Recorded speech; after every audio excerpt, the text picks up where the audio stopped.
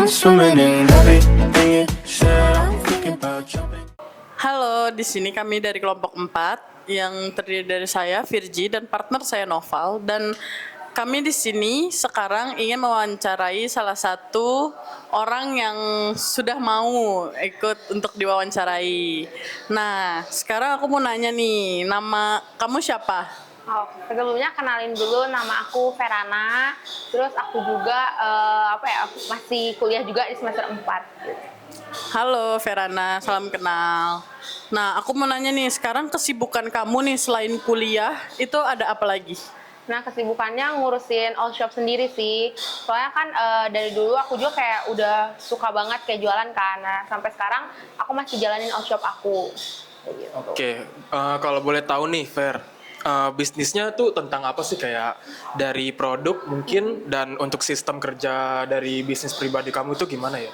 Kalau bisnis yang aku jalanin itu aku jualan K-pop merchandise gitu, jadi kayak kayak album kayak gitu-gitu. Terus juga pernah jualan juga kayak out of stock juga sih, kayak jualan kayak tas-tas gitu, buat tas juga sama just tip tiket gitu. Nah, untuk sistem yang aku jalanin itu yang pasti kayak online ya, nama juga bisnis online, jadi jual e-commerce kayak di Shopee, terus juga Instagram, terus juga ada via by WhatsApp. Apalagi kan kalau K-pop merchandise itu nggak bisa dari e-commerce doang kan, jadi kita harus cari dari kayak aplikasi yang via chat gitu. Nah, waktu itu kebetulan ada tuh line open chat, sekarang udah nggak ada. Dulu tuh ada line open chat. Nah, di situ aku mulailah berbisnis di situ.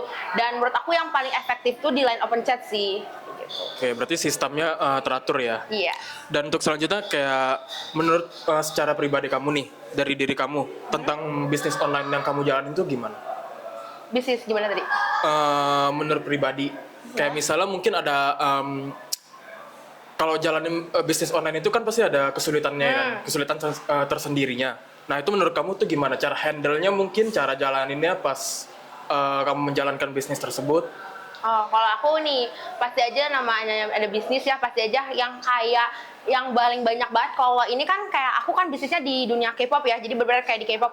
Kalau di K-pop tuh banyak banget yang kayak scammer gitu. Jadi kalau misalnya ada kayak orang kan jual album tuh emang start from harganya dari 300.000 sampai jutaan kan, kayak bukan nilai hal yang uangnya kecil gitu kan. Nah, banyak yang nipu. Nah, di situ aku sulit banget sih kayak ngepercayain orang tuh mau beli punya aku gitu. Kayak gimana caranya orang kayak percaya nih aku sama kayak Oshop pakai kayak gitu. Nah, terus di situ aku kesulitan di situ. Tapi aku buat dari kayak nanti juga bakal aku jelasin. Mungkin nanti pasti ada tanya-tanya juga kan, kayak kesulitannya gimana sih cara nanganinnya. Nanti aku jelasin. Tapi kalau overall pasti kesulitannya dari scammer, terus juga dari cari customer lagi sih yang susah itu.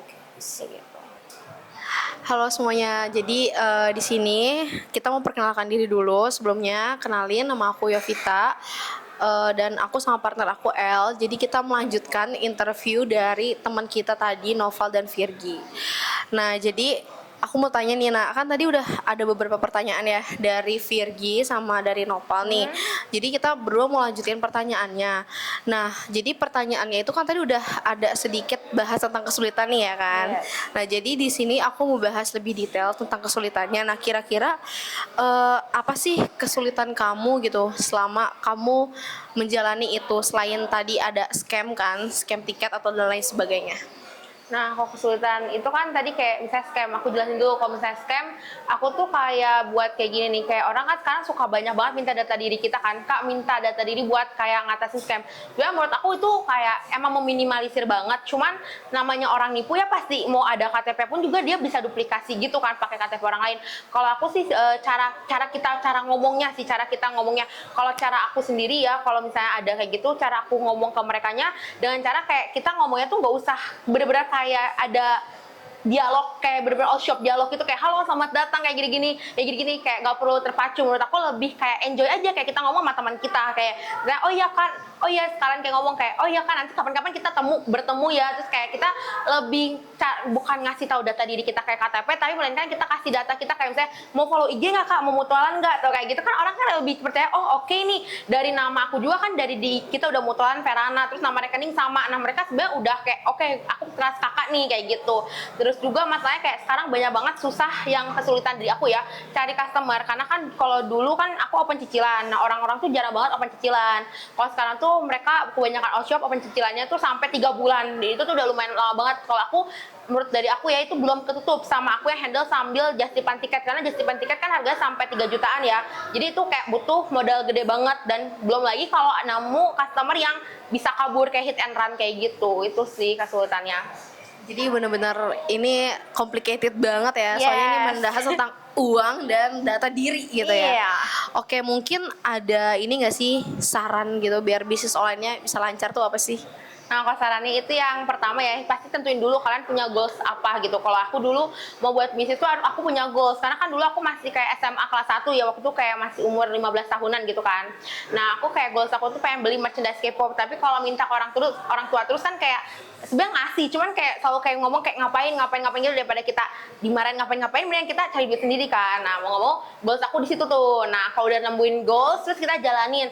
Kayak awal bisnis tuh pasti ada namanya kayak capek ya, kayak nggak dapet customer. Nah, kalau cara nggak dapet customer ya kalian perlahan aja kayak ngejalanin itu enjoy, karena kan kita kan ada goals nih. Biasanya kita jalanin jadi lebih enjoy. Jadi kayak udah kalau nggak dapet customer kita cari lagi gali lagi, mau masang ads, mau kita ngechat ini kayak aku open chat, aku ngechatin orang satu-satu. Biasa aku sampai malam chat terus biar dapat orang mau beli ke kita.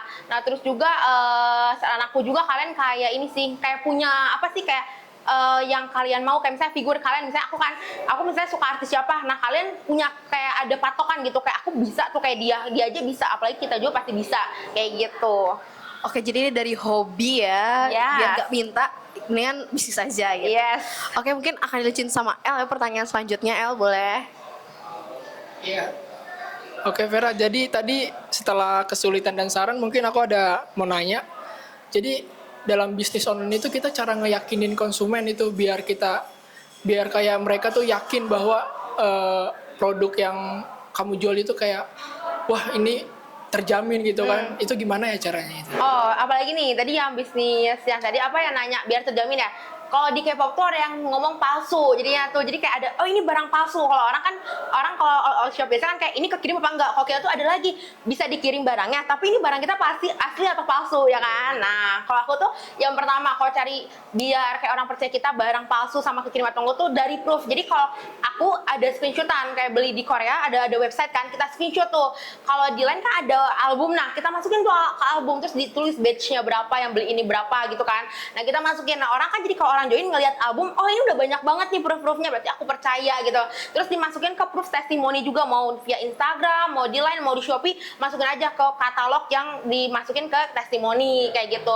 Terus juga cara ngeyakininnya juga kayak yang tadi sih, kita kayak terbuka aja gitu, kayak kalau misalnya namanya misalnya karena kan kadang tuh ciri-ciri scam tuh kayak suka namanya beda gitu kan, nama Instagram beda tuh suka ada sembunyiin pakai fake account. Nah, kalau kita namanya samain aja, jadi kayak kalau kita bilang gini aja, kalau misalnya di Instagram aku pribadi udah jarang aktif ya udah, berarti tandanya kamu bisa tinggalin ownership aku gitu kan. Tapi selagi masih aktif ya aman-aman aja ya, berarti orang percaya kayak gitu kan.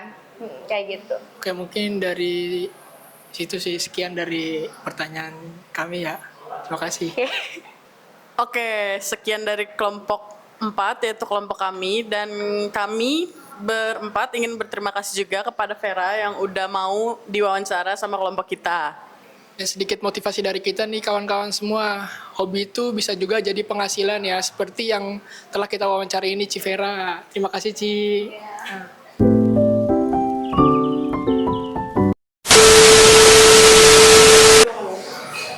Halo, Yopit, tes. Halo, tes.